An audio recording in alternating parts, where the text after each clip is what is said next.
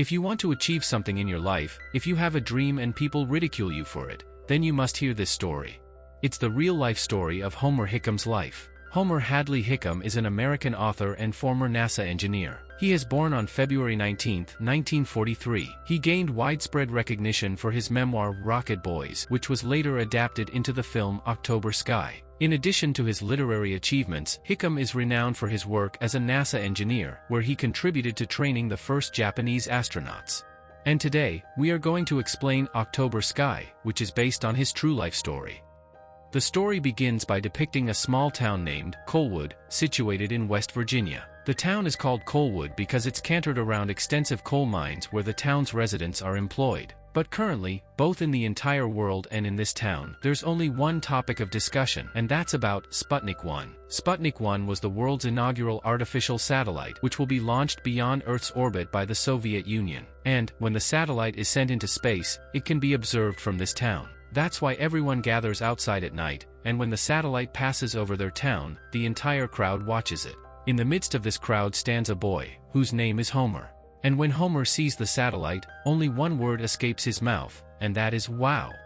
Afterwards, Homer goes back home, where he has an older brother who is a football player, aspiring to build his career in football. His father John works in the coal mine. Actually, he's the superintendent there, and he wants his son Homer to work with him. But after seeing the satellite today, a desire begins to stir within Homer's mind. He tells his family that he wants to build a rocket, but everyone laughs at his words, not taking him seriously. His father tells him that it would be better if he works with him, but perhaps Homer had already decided somewhere deep down that he would now focus on this subject. Therefore, he teams up with his two friends to build a small rocket. But when they test it, the rocket doesn't go into the sky. Instead, it explodes. But Homer doesn't lose courage. He begins to study more about rockets. Alongside, he also meets a boy named Quentin, who happens to be the top student in their class. He also knows a lot about rocket science. Homer meets him and tells him, "I need your help. I want to learn about rocket science." Quentin asks him, "What you want to know about rocket science?" Homer says, "Everything." And now, Quentin also starts working with them. All four of them start building another rocket in Homer's basement. Even though they don't have proper equipment, they begin constructing the rocket with whatever small items they have at home. And simultaneously, they begin reading about rockets so that they continue to gain authentic and accurate knowledge about rocket science. And they encounter another problem. They don't have access to the proper workshop for grinding things or welding, as they lack large machinery. Therefore, Homer approaches a man who works with his father, and asks him for assistance. However, initially he is not willing to help. He says, "If your dad finds out about this, I could lose my job." But later, he becomes willing to help him. With his help, they create a beautifully crafted structure for the rocket. They took the structure to school. When their principal notices it and confiscates it, stating that bringing such weapons to school is not allowed. Just then, their class teacher comes here, whose name is Miss Riley. She lies to the principal and says, "I had asked them to bring the homework, so that they could show it to the class children." Actually, these children are planning to participate in the county science fair. After hearing this, their principal leaves from there. Actually, Homer and his friends knew nothing about the science fair.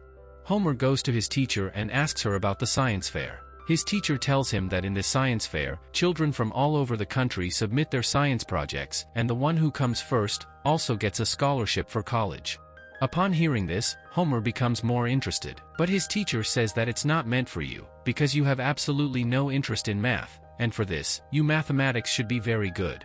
Meanwhile, they build yet another rocket, and when they test it, it doesn't go straight into the sky. Instead, it flies crookedly, which prevents many people from getting hurt, and the rocket ends up straight into Homer's dad's office. And when Homer goes to his dad scolds him a lot, even insults him, and tells him, "Now I understand what you guys do in the basement." After coming home, when Homer goes inside he sees that none of his equipment for making rockets is there. All of that equipment had been kept outside by his dad. And along with that, his dad also would have said that within the confines of the company, you won't conduct any kind of science experiment whatsoever. Therefore, his friends are now reluctant to work on this project.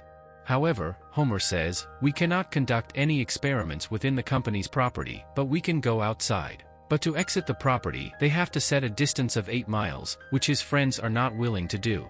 One of his friends also says, "I know my future, soon or later I might have to work in coal mining." But Homer doesn't want to do that, so he ends up leaving alone.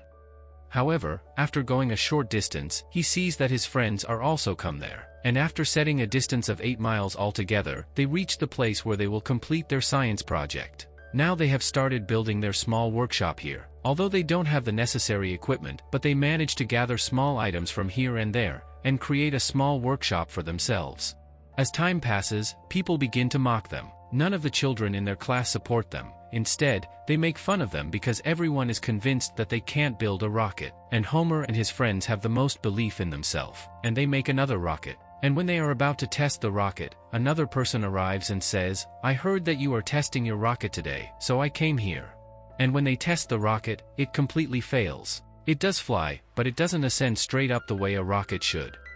And when the man examines their rocket's outer cover and sees its condition, he remarks that the washer you use in it should be of good quality material, because when you fly it and ignite it, it melts away. But lacking the funds to purchase high-quality materials, they resort to unconventional means. All 4 of them head to a railway track. This is a track where no train ever comes, and they take a piece of iron from the track. They sell that piece of iron in exchange for money, and then, they go to the same man who told them that they needed good material for making rocket. Actually, that guy works in a warehouse where there's a lot of welding work going on, and he also makes a pretty good rocket shape for them. But despite that, none of their tests pass. One after another, many of their rockets fail, but they all don't lose hope. They continue experimenting continuously, even though they aren't achieving any success in it. Afterwards, they create a new fuel for their rocket, and whenever they reach there with their class teacher for testing, they see that there are many people gathered who have come to witness their experiment. Although everyone is confident that their experiment will fail and everyone wants to ridicule them. But whenever they conduct the experiment, when they test it, the rocket goes straight up into the depths of the sky. Upon seeing this, their teacher and everyone standing there become very happy, because this was their first successful experiment. This news also flashes in newspapers, and they become quite famous. However, their joy doesn't last long. The police arrive at their school and arrest all 4 of them. Actually, they are accused of causing a fire in the jungle due to their rocket experiment, which resulted in significant damage. However, since they are all minors, so they cannot be punished. Homer's dad comes and takes them away from the police station. But now, they can't conduct their experiment, because the police won't allow it, and this disappoints everyone greatly. The workshop they had lovingly built with high hopes, they set it on fire with their own hands. They watch their dreams burning in front of their eyes, but apart from this, they now have nothing else to do. One night, there is an accident in coal mine, in which a man dies. Along with that, Homer's dad is severely injured. After this, despite not wanting to, Homer has to work in the coal mine. Although his older brother says that he will work in the coal mine, but he has a scholarship for a football game, which means he can continue his studies. Therefore, Homer decides to work in the coal mine. Gradually, Homer's dad recovers, and Homer's mom wants Homer to go back to school. But Homer doesn't want to go to school anymore. Although his father remains silent about this matter, as he has always envisioned Homer working alongside him in the coal mine. He desires for Homer to grasp the weight of responsibility associated with the coal mine and their family's livelihood. And now, everything seems to be unfolding according to his plan, but Homer's mom wants him to focus entirely on his studies. One day, when Homer returns from the coal mine, his mom tells him, "I have heard something about your teacher." Actually, his teacher is unwell, she has cancer. Upon hearing this, Homer goes to meet her. His teacher tells him, "I always wanted you to excel in the science fair, so that all 4 of you could earn scholarships and pursue something better after college. If you could achieve that, my contribution would also be somewhere in your life." Sometimes, we shouldn't listen to what others say, but should listen to the voice within us, what we truly want. You should fulfill your dreams. You cannot spend your entire life in these coal mines because you don't want to. I know, you want to do something else. After listening to his teacher's words, Homer once again feels motivated, and when he returns home, he again starts reading his rocket science book. This book was also given to him by his teacher, and now he starts doing calculations. His calculations are about the rocket he last launched, which was the reason he was accused of causing a fire in the jungle. Actually, they didn't find the fallen part of the rocket. So he takes his notes and goes to his friends to explain the final calculations. After calculation, Quentin tells him where the remaining piece of his rocket would be, and they go into the jungle to find it. They find the piece submerged in water, indicating that their rocket didn't cause the fire.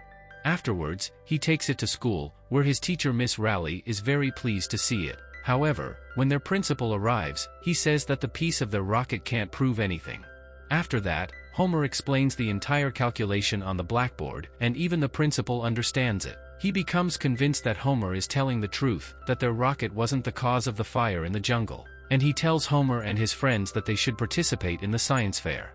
Once again, all four of them start working in Homer's basement. Just then, his father comes there and asks his friends to leave. When Homer's friends leave, his father tells him, "Sooner or later, you'll have to take my place in the coal mine. And when I hear this and think about it, it makes me feel proud. You should return to your job." Homer refuses to accept this. He says, "The coal mine may be your world, but it's not mine. It's your dream, not mine. And now I will never step into the coal mine in my life. I don't want to go there. Instead, I want to go to space." He is filled with confidence in his eyes, and without saying anything, his dad leaves from there. In their school, a decision is made to send Homer and his friends' project to the science fair. Although many students have submitted different projects here, but Homer and his friends' project is finalized. However, all four of them cannot go there, only one of them can go there, and they decide that Homer will represent it at the science fair. On the flip side, there's a whole union formed against Homer's father. They go on strike against him, resulting in the closure of the coal mine. Meanwhile, when his father is at home, someone even fires shots at him. And when Homer expresses concern for his father's condition, his father rebuffs him, saying that he should focus on his own work as he has more important things to deal with. Upon hearing this, Homer gets angry and he tells his father, "Whatever is happening here is not my fault. I want to go to college, pursue a better life, and I leave this place behind. The mines are gradually closing, it's not my fault." In response, his father tells him, "Go and do whatever you want." Homer tells his father, "I'm leaving home, and I'm never coming back." And the next day, he sets out for his science fair, and there he presents his rocket, and everyone loves his project. It's a 2-day fair, and the decision will be made the next day on who wins, and the winner will receive a scholarship. However, that night someone steals the nozzle of his rocket, and if he doesn't get it back, he won't ever win in this exhibition. So he calls his friends, his mom, and says, "I need another nozzle by any means." But another nozzle can't be made, because the man who made it, he works in the coal mine. All the machinery is inside the coal mine, and all the workers of the coal mine are on strike. That means, the coal mine is completely shut down. Homer's mom goes to Homer's dad and explains the whole situation. She says, "You have to end the strike." But Homer's dad completely disagrees. He says, "I'm not going to bow down in front of the union folks." Upon hearing this, Homer's mom gets angry. She says, "You have never supported your son, you didn't trust him. But you are a father, and you have a duty towards your son. If you don't fulfill it, I will leave you forever." Homer's dad also realizes that he should support his son. So he ends the strike and he arranges to make the nozzle that Homer need, which is a part of his rocket, and he delivering it to Homer.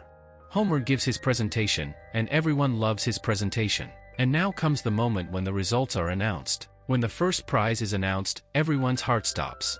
And the first prize goes to Homer, because his science project was the best of all. Everyone applauds Homer, and when he returns home, everyone there welcomes him warmly and praises him. Many of these people are the ones who used to mock him in the past. Homer asks his mom about Miss Riley, his teacher. His mom tells him that Miss Riley is very ill, so he goes to the hospital to meet her. He tells her that he received the first prize in the science fair. His teacher says, "I knew that the first prize would be yours." After this, Homer and all his friends are about to launch their biggest rocket ever. His dad had never come to his launches before, but today, for the first time, he is here. Along with them, the whole city gathers here today to witness the rocket launch. They have named this rocket after their teacher, Miss Riley. And when they launch this rocket, it keeps ascending deeper into the depths of the sky. It goes up to 30,000 feet, which the entire city witnesses. Even Miss Riley watches the rocket from her hospital window. As Homer's father watches the rocket, he places his hand on his son's shoulder, conveying his pride in all that his son has accomplished up to this moment. In the end, it is revealed that all four of them graduated from college, and their friend Quentin, who accompanies them, he pursue careers in chemical engineering. One of their friends became an automobile dealer, who later retired as a banker.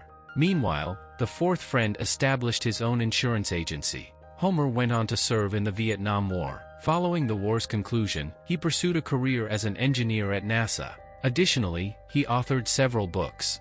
Miss Riley, who served as a source of inspiration for Homer and his friends, supported them every step of the way. Sadly, she succumbed to cancer at the age of 31. So, that was the whole story of Homer and his three friends. These stories teach us that regardless of what the world may say or whatever challenges we encounter, if we have a goal in our mind, we should pursue it relentlessly. We must have confidence in ourselves. With self-belief, we can overcome even the greatest challenges the world throws at us. The film October Sky was released in 1999 and holds a rating of 7.8 on IMDb. We hope you enjoy this story. Thank you so much.